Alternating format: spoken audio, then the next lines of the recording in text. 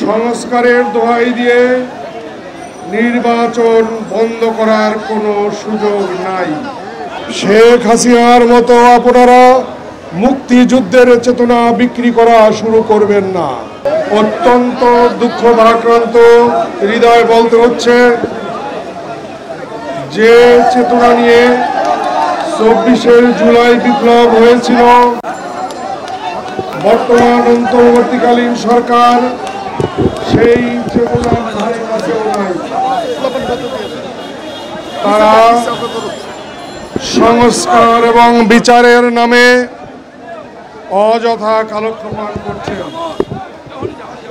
আপনারা জানেন, অনেকগুলি সংস্কার কমিশন গঠন করা হয়েছে। এই সংস্কার একটি চলমান প্রক্রিয়া। সংস্কারের দোহাই দিয়ে নির্বাচন বন্ধ করার কোনো সুযোগ নাই। একটি দেশে অনির্দিষ্টকালের জন্য অনির্বাচিত সরকার থাকা কোনো ক্রমেই সমীচীন নয়, কাম্য নয়। দেশের মালিকানা হলো এদেশের জনগণের।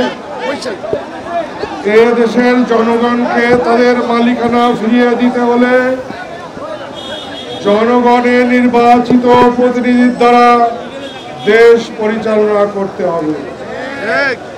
এটা হবে অত্যন্ত পরিতপ্তের বিষয়। আমরা যদি ডক্টর ইউনূস সরকার অন্তর্বর্তীকালীন সরকারের কাছে